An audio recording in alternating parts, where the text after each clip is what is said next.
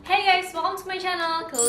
Hey. So, apa kabar kalian semua? Kayaknya hampir di setiap video aku belakangan aku tuh nanya how are you guys? Karena ya kita lagi masa-masa pandemi yang kayak angka COVID-nya naik terus. Anyway, hari ini aku bakal bikin video yang tidak seperti video aku biasanya, education, ya kan, edukatif. Nah, hari ini aku lebih pengen ke sharing, karena seperti yang kita tahu selain angka COVID ini lagi meningkat banget, aku juga kemarin sempat share di community bahwa mama aku sendiri pun sempat positif COVID, tapi ya thank God sekarang udah negatif setelah isoman selama 14 hari, jadi literally hari ke-14 syukurnya sudah negatif. So hari ini aku mau sharing dan kali ini aku nggak sendirian nih, langsung aja aku bareng sama mama.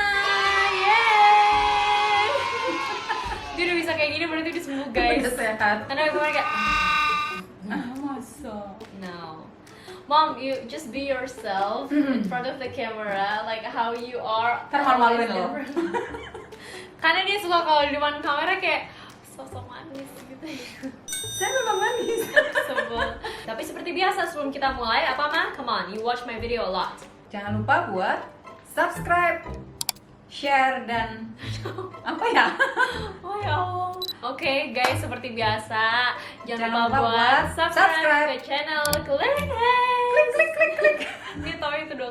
Dukung biar channel ini jadi channel Kesehatan dan kecantikan nomor. Kesehatan baik mental Kesehatan baik mental maupun fisik dan kecantikan nomor 1 di Indonesia. Yeay. Oke, jadi sekarang kan udah ada mama nih yang sekarang yang masih batuk-batuk, cuman BTW for your information, hari ke-14 kemarin PCR udah negatif. Langsung negatif. Dan aku sendiri puji Tuhannya dari hari pertama kita PCR bareng aku negatif, kemudian 7 hari kemudian, PCR sih 24 jam kemudian ya, cuman 7 hari kemudian aku PCR lagi dan negatif gitu. Jadi ya thank God. Heal my body, you're so great sejak Mei 2020. Semangat, semangat, semangat. Ya. Hebat, hebat. Kenceng banget guys itu. Aku pengen ngejelasin dulu kenapa kita pengen bikin ini, karena sebenarnya bukan untuk mengkontenkan kejadian yang kayak apa-apa dikit-dikit dalam peristiwa hidup tuh dikontenin gitu, sebenarnya enggak sih, cuman kita tuh mikirnya dari Sharing pengalaman. Iya betul, dari 14 hari kita isoman kita ngerasa ada baik banget yang kita pelajarin ya Ma ya, dan kita rasa it will be great if we share this to you guys. Ya, karena sekarang banyak banget juga orang-orang yang udah isoman ya, di mana isomannya harus gimana dan segala macam, dan apa yang kita rasa ya, terutama bagi pasien penyintas ya. Dan kayak kita bisa saling menyemangati Ya. juga. Siapa yang di sini yang nonton ini lagi isoman? Angkat tangannya. Saya sudah. Semangat. Buat kalian. Jadi biar kalian tuh sambil isoman nonton kita tuh happy. Biar Happy gak sih semangat. nonton kita? Masih nggak happy sih? Happy lah ya. Langsung aja kita cerita awalnya tuh gimana sih Mama bisa tiba-tiba caught the COVID. Sebenarnya sejak sebelum kena itu, minggu terakhir sebelum terkena gejala COVID-nya, hanya 1 kali keluar. Sempat kali keluar rumah maksudnya. Keluar rumah yang benar-benar ke Jakarta gitu ya, karena memang ada sedikit keperluan. Ini badannya tuh emang udah kecapean sih.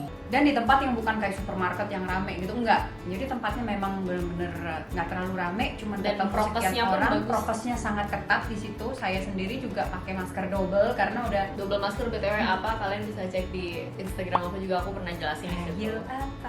Di reels aku ini. Oh, and FYI, kalian harus tahu kalau emang pola tidurnya mamaku ini nggak apa-apa ya, maksudnya buat edukasi. Buka aja aibnya. Buka. Aib.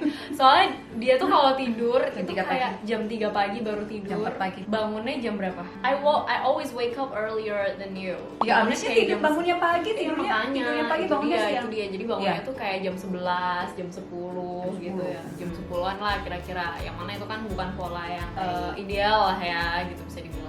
Berarti udah dari 2 minggu, seminggu sampai 2 minggu sebelum pertama kali muncul gejala, badannya tuh udah capek sebenarnya gitu ya. Dan dalam capek. kayak seminggu itu baru sekali doang keluar. Jadi kita tuh udah Dan itu pun prokes gitu. soalnya Nggak hari lama, setengah jaman dah. setengah jaman. Mm-mm. Oke, dan hari-hari itu tuh kita dengar di berita ini COVID-nya lagi naik. Jadi makanya iya. kita memutuskan stay di rumah aja, stay at home selama kita bisa. Gitu. Bahkan waktu biasanya kita masih nge-gym, saat itu kita udah sama sekali nggak nge-gym gitu kan. Kita benar-benar di rumah. Kemudian sekitar pas hari Minggu siang mulai tuh badan tuh kayak pertama pinggang pegel banget, lari dipisahin, di sini sendirian, terus mulai karena di rumah ada ya saturasi intensif segala macam ada, langsung termo ya, waktu termo tapi nggak demam. Nggak demam waktu itu, tapi udah mulai bersin tuh. Iya mulai bersin. Nah itu berasa mau sakit pileknya itu juga udah lama, cuman kayak begitu-gitu aja gitu, kayak ditahan-tahanin aja gitu. Kadang tuh kayak ada rasa sakit di langit-langit situ nggak sih? Nah, Akhirnya Senin siang masih nggak apa-apa, masih termo jam 8 malam mulai auto demam. Naik sampai 38,5, langsung kayak hatiku langsung hancur. Iya. Saat itu langsung kayak, aduh hancur hati deh. Ya kok demam. Udah begitu yang lemes. Yang kayak akhirnya kena nih. Aduh, nih kayaknya nih kena. Udah berasa gitu. Aduh, ini udah demam nih kayaknya kena. Mulai pahit gitu kan, tapi nggak bilang sama dia. Aku dimarahin bu dokter nih. Sempet pahit gitu, maksudnya supaya nggak bikin kepikiran gitu kan, masih yang tapi setelah tapi aku udah memikir sih sebenarnya ya, demam ya. Terus kayak btw kamar mama ini ada di lantai 2, jadi kayak selama dia mulai ada gejala pun meminimalisir dia turun-turun ke bawah. Jadi nggak nunggu hasil tes atau gimana enggak. ya. Jadi begitu ngerasa ada gejala langsung minggir, semuanya minggir nggak usah masuk kamar. Kalau begitu ada gejala ya buat kebaikan lah gitu ya, langsung memisahkan diri aja gitu, nggak denial gitu loh maksudnya. Jadi Senin itu demam malam demam, tapi syukurnya demamnya itu cuma sampai subuh. Kalau demam itu kan respon tubuh kita dalam melawan patogen, mau itu virus, mau itu bakteri. Jadi sebenarnya suhu tubuh tuh meningkat supaya bisa membunuh si bakteri ini juga gitu loh. Respon yang emang harus seperti itu. Nah kata aku sih kalau misal kalau nggak demam-demam tinggi-tinggi banget dan aku masih kuat, aku nggak minum paracetamol dulu. Paracetamol tuh obat penurun demam. Kenapa? Supaya satu, aku biarin aja tubuh aku bekerja, biar emang harusnya kuman itu biar dilawan gitu loh. Dua, biar aku nggak bias, dalam arti aku tahu suhu tubuh aku tuh paling tingginya mentoknya seberapa tanpa aku minum obat gitu. Jadi benar-benar nggak palsu gitu ya? Iya, tapi ini sifatnya subjektif ya. Dalam arti kalau misal kalian ngerasa 37,8 aja kalian udah nggak kuat, ya udah silakan minumin obat. Atau kalau aku waktu itu pernah sampai 39 sih parah, terus pingsan. Syukurnya setelah 38,5 itu sekitar jam 12 jam 1 ya kalau nggak salah, itu udah mulai turun, tapi tetap meskipun normal. Jadi Selasa itu tetap kita PCR ya. Oke, jadi itu timelinenya.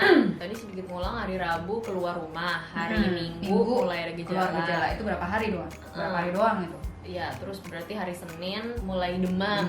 Senin malam. Terus Selasa kita putuskan untuk PCR. Jadi hari Rabu begitu PCR positif, serumah mama aja yang positif. Yang lain negatif, puji syukur. Yang lain negatif karena ada Uma ya, ada Uma yang ada komorbid ya kan, ada driver juga yang setiap hari di rumah, kemarin juga. Jadi puji syukurnya yang lain negatif, mama doang yang positif. Ya udah, setelah itu langsung apa nih, minum obat apa, what next. Denial nggak pakai, shocknya udah gitu, udah mempersiapkan mental. Minta sama Tuhan kalau boleh negatif, kalau nggak bisa ya sudah saya terima, tapi beri saya kesempatan untuk bisa speedy recovery gitu aja. Speedy recovery. Gitu. Iya, pokoknya takut nggak? Sangat. Apalagi udah. Are you afraid to die or anything? Iya, because saya merasa saya masih butuh untuk memperbaiki diri saya. Banyak memperbaiki diri. Lebih banyak ke ketakutan mental karena dari hari ke hari gejalanya itu kan bertambah terus gitu. Akhirnya mikir, aduh, hari berikutnya ini kenapa? Aduh kan gitu, meskipun berusaha untuk ini nyampe kapan gejalanya nambahnya apa? Gitu kan. Seburuk apa gitu. Kalau masih muda mungkin santai. Muda pun sekarang nggak boleh juga terlalu meremehkan kan. Bener, karena teman-teman aku yang nanganin pasien juga usia 25 tahunan, 20 tahunan gitu pun tanpa komorbid bisa meninggal juga gitu. Hari Kamisnya kita cek lab, rongsen, EKG karena mama kan udah usia 40 tahun ke atas, jadi di EKG juga gitu. Karena kan beberapa obat regimen COVID itu ada ngaruh ke kelistrikan jantung gitu, ke irama jantung. Jadi takutnya apakah boleh diberi atau enggak gitu. Ya ini sambil konsultasi ke dokter juga ya. Aku dokter maksudnya sambil konsultasi ke senior aku juga gitu loh. Jadi memang sebaiknya dicek lab, cek HB segala macam gitu sih. Hari Kamis mulai batuk, mulai tuh kayaknya kok gue mulai terputus sama dunia ya ininya, alias ini mulai nggak berasa, mulai anosmia gitu kan, mulai sekitar kayak udah kurang dari 50% gitu loh, mendadak begitu. Terus anosmia itu pasti dibarenginnya sama lidahnya udah mulai Mulai ada biasa. hambar-hambar gitu. Ini kan ini ya, hobinya tuh mandi dengan sabun-sabun yang Gila sabun dia mah banyak banget sumpah di kamar mandi tuh. Aku Seneng kadang suka gitu nyolong kan. juga sih. Itu dia tuh suka nyolongin banget nih sabun aku Scarlett Gantian yang lah ya. pomegranate tau gak sih? kan seger kan. Terus yang terbaru tuh apa? Yang Oh, baru yang kopi. yang kopi. Aku baru aja beli, aku pakai bentar sama dia diambil ya kan. Kayak taunya dia bisa mandi tertahan iya. di kamar mandi dia gitu. Nah itu kan Itu baunya enak emang- ya kalau lagi baunya bau kopi yang seger gitu kan. Itu juga udah mulai hilang lewat. mulai gak kecium. Iya, yang biasanya langsung gitu kan. Itu mulai hilang. Yang itu juga mulai hilang. Minyak kayu putih makin dikit gitu kan, rasa pedasnya tuh makin dikit gitu kan. Yang mana sih sabunnya, bentar aku ambil ya. Wait. Nah ini nih maksud dia tuh yang ini kali ya, bener nggak? Kan kalau biasanya kita pakai ini, itu emang harum banget. Cappuccino. Udah bisa cium kan sekarang? Pasti. Bau surga ini udah kecium. 120 udah persen. Iya, aduh biasanya 120 ribu lagi dikira, padahal cuma 75.000 kan. Ini kan kalau kita beli. Ya, aku selalu suka juga sih mas. soalnya Kalau mandi sih. kan seger gitu ya. Dan yang ini tuh ada ininya juga nih. Mama belum sempet nyoba kalau ini. Belum sempet dicolong sama dia nih si body scrub. Nah ini tuh dia udah terregistrasi BPOM, makanya aku selalu ngikutin produk Scarlett. Kalau kalian tahu Plug. dari Plug Salbat kayak ini ya. Jadi kalau udah terregistrasi BPOM kan udah tawan ya Aman. safety. Aku selalu cari yang kayak gitu sih. Gitu. Terus Nah, rasanya gimana? Rasanya enak Apa banget tuh? Enak nggak tuh? Ininya? Enak banget sih. Jadi dia kayak scrubnya tuh halus tapi tetep nge-scrub gitu. Dan seperti biasa Scrubnya nggak kasar gitu ya? Iya, scrubnya tuh nggak kasar. Terus biasa lah dia ini kan bisa mencerahkan, melembabkan karena dia ada glutathionnya tuh mah, ada vitamin E-nya juga. Ya sih kalau dipakai memang lembab gitu. ya kan. Seger banget deh. Seger yang kayak nggak ninggalin kulit jadi keset gitu nggak kan. keset. Kalau ini sih pakainya sih biasa sih sama kayak kita pakai scrub. Ya berarti sabun dulu dong. dulu. Sabun dulu pakai. Abis itu ini diolesin aja. Basah gitu ya? Kita lagi mandi terus diolesin, tunggu sekitar 3-5 menit gitu ya. Terus ya udah tinggal dibilas gitu aja. Dan jangan salah loh. Apakah aroma terakhir yang masih tercium adalah mereka. Aroma pertama yang tercium juga mereka. Juga gitu mereka. loh. Iya, Wow. jadi pertama tercium. Nah itu Tapi ini asli ya, Ma. Ini emang pengalaman ya, kita maksudnya bukan maksudnya bukan gimana memang iya karena mungkin dia kuat kali ya. Oh, dia Nah kan kan anosmia tuh hari Kamis mulai berkurang tuh, Jumat bener-bener putus, udah mandi pakai sabun apa aja terserah gitu ya, nggak ada baunya sama sekali ini gitu kan. sabun colek ya. Hah? Lu aja. Terus Terus abis itu Jumat, nah I didn't say anything. terus lanjut. puji syukurnya hari Jumat beneran putus, hari Sabtu itu malam sih, agak malam mulai tuh udah mulai bisa kecium lagi, jadi anosmianya nggak lama-lama. Senin udah kembali, udah bener-bener 100%. Oke, anyway, terus habis itu gimana, Ma? Berarti itu minggu pertama ya. Iya, minggu pertama. Minggu kedua udah mulai perlahan-lahan membaik ya, Ma ya. Minggu kedua mulai membaik, batuk masih ada, sampai hari ini sih sedikit, kadang-kadang kalau habis makan apa sedikit gitu, cuman jauh banget. Kalau kemarin nggak bisa tidur miring ke kanan batuk, suka migrain setiap jam 3 pagi kebangun migrain, sakit kepala banget, minum Sumagesin Dia nggak pernah dong pagi-pagi nelfon aku nangis Oh. kesel nggak bisa tidur sampai jam 6 pagi. Madun gue kalau nggak bisa tidur gimana mau cepet cepet sembuh gitu loh. Ini kenapa? Nelfon lagi, kesel gue. Maaf banget, Pak. Apa sih? Gini kenapa ini gue? Puji syukurnya karena udah sempat vaksin ya. Iya benar, Mama juga sempat vaksin waktu itu dapat udah 2 kali juga. Jadi Jadi udah lengkap. Gejala cuman demam sebentar, mampet selama sekian hari, Iya. batuk sedikit, nggak terus-terusan gitu, nggak sampai sesak napas batuknya, cuman Mainan Mickey BTW. sedikit-sedikit. Anosmia nggak ada yang jadi lain. jadi kalau Nggak orang parah. divaksin kayak nggak parah gitu loh, jadi bisa meringankan. gejala. Aku nggak kebayang. Iya betul. Pas hari ke-14 Senin, PCR lagi plus cek lab lagi, cek darah lagi ya. Tapi kita udah nggak rongsen sama EKG lagi sih, nggak cuma ngeliat rongsen. profil darah aja. Dan hasilnya memang PCR-nya langsung negatif, padahal sebelumnya CT-nya 14, rendah sekali. Tapi PCR negatif, darahnya masih ada kendala di D-dimer. D-dimernya yang di awal positif masih sedikit di atas rujukan, 500-an lah ada. 500-an. Harusnya di bawah 500 sih normalnya. Ternyata begitu negatif malah naik ke 900 ya. Jadi akhirnya masih harus tetap minum obat dulu ya. Karena kita udah konsul juga, jadi diberikan pengencer darah sesuai dosis dan dipantau gitu. Dipantau loh, bukannya sendiri. 10 hari kemudian dicek darah lagi udah normal, selesai Tuntas gitu. lah ya, Tuntas lunas loh. gitu. Tuntas Lulus semuanya. menjadi alumni COVID. Lega udah gitu, akhirnya selesai semua gitu. So if there is anything that we can share to you, yang bisa kita petik adalah pertama, silahkan. Nah, yang kita bisa sharing pertama adalah dengarkan badan sendiri. Kita sering nggak menyadari bahwa badan kita tuh udah ngasih alarm. Akhirnya ya itu, ketika dia sakit ya, makanya akhirnya jatuhnya cuma bisa, iya minta ampun ya, minta maaf ya. Karena memang kita sendiri yang tidak bisa menjaga imunitas tubuh dan kesehatan kita. Jadi intinya pertama, jangan sampai kecapean. Jangan sampai kecapean. Jaga kesehatan tubuh kita, pola tidur, pola makan. Pola tidur, pola makan, segala olahraga, macam. nggak cuman tidur doang, tapi pola ini nggak usah stres dan meminimalisir stres dan sebagainya. Terus nomor 2, jangan denial. Kebanyakan orang kalau bukan berarti paranoid, tapi kalau di zaman waspada di zaman seperti ini, saya tahu badan saya nggak pernah sakit kayak gitu. Begitu ada ini, bukannya nggak apa-apa, iya positif iya gitu loh, tapi Positive thinking iya gitu, tapi bukan berarti kita nggak usaha, enggak lah paling juga ini, enggak. Jadi jangan denial bahwa kita ini bukan manusia hebat gitu loh, nggak mungkin kena, enggak seperti itu gitu loh. Kita juga pasti semua orang punya kemungkinan untuk bisa kena gitu loh. Kemungkinan ya. Resiko untuk bisa kena gitu loh, karena kita ya masih berkegiatan apa segala macam, terus badan kita belum tentu kita imunitas kita lagi bagus gitu kan. Jadi begitu ada tanda-tanda ya sudah segera at least antigen gitu loh. Kalau antigen udah positif jadi PCR gitu kan. Supaya gold standard kita bisa bilang orang benar-benar positif kan dari hasil PCR. Dan maksudnya ketika ada suatu gejala terus kalian nggak periksa dan malah I'm fine itu sebenarnya jahat ke orang sekitar nggak sih, terutama yang tinggal serumah, ke diri kita dan ke orang sekitar gitu loh. Dan setelah kalian find out bahwa kalian positif, fix melalui PCR, hal yang harus kalian lakukan itu pertama kalian lapor ke nakes sekitar gitu. Kalau misal kalian vaskes pertama di puskesmas ya bilang ke puskesmas, kalau di klinik ya bilang ke klinik gitu supaya tercatat. Kemudian kalau memenuhi kriteria isoman, ya udah kalian harus mulai menyiapkan alat-alat yang harus disiapin sama isoman.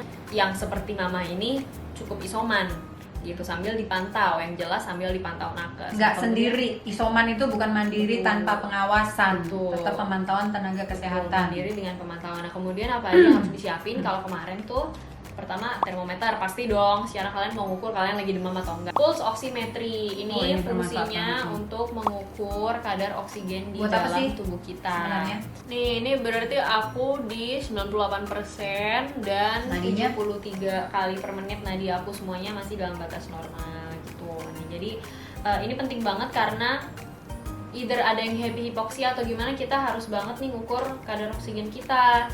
Wah, 99. 99.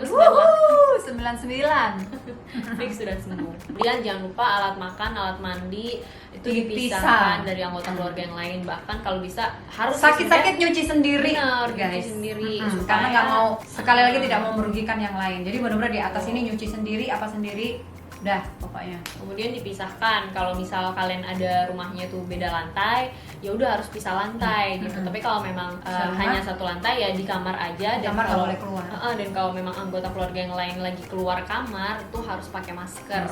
Terus kalian tetap jaga hygiene, semprot disinfektan indoor tuh nggak apa-apa 2-3 kali sehari, itu nggak apa-apa kalau indoor, terutama gagang pintu yang sering in contact sama tangan kita. Terus yang paling penting minum obat sesuai anjuran tenaga kesehatan. Jadi jangan sampai kalian tuh minum sendiri kan. Beli sendiri, minum sendiri. Ya sekarang banyak telemedicine gitu-gitu kan. Iya. Gratis lagi obatnya. Sekarang kan pemerintah udah menyediakan telemedicine di mana kalian bisa konsultasi gratis, kalian bisa dapat obat gratis. Kalau nggak salah ada 11 telemedicine, aku nggak hafal apa aja, tapi kalian bisa Google itu. Dan di Instagram Kemenkes juga ada. Sekarang udah yang kayak gitu-gitu dimanfaatkan. Jadi jangan sampai beli obat sendiri, mau ivermectin lah atau azithromycin lah, emang paham komplikasinya apa, efek sampingnya. Jangan jadi dokter diri sendiri. Dan yang penting buat mama kemarin ketika sakit itu support system tuh penting banget. Aduh luar biasa Support system. Termasuk dia kagak. Jadi di rumah itu ya ada Oma, ada Klarin, terus ada Pak Upang ya yang memang driver yang tinggal di rumah gitu kan. Betapa mereka tuh semuanya support dengan ininya masing-masing. Si Oma masakin mulu gitu ya. Jadi dikasih makannya tuh Dikasih makannya tuh nasi, sayur, buah jam segini. Pokoknya makanan tuh berlimpahan sampai yang gimana. Tapi bersyukur gitu loh. Saya pribadi nggak bisa mikir yang lain gitu loh. Jadi nggak ngebayangin kalau orang yang lagi isoman, dia nggak ada yang support, malah dikucilkan gitu kan. Malah yang lain tuh melihat seperti apa. Itu luar biasa sih gitu loh. Itu pasti akan ke mental kita juga. Belum kita ini masih yang berjuang dengan diri kita sendiri, ditambah dari luar itu tidak mensupport, itu berat gitu loh. Maksudnya kasihan gitu. Juga jangan lupa berjemur jam 9 pagi.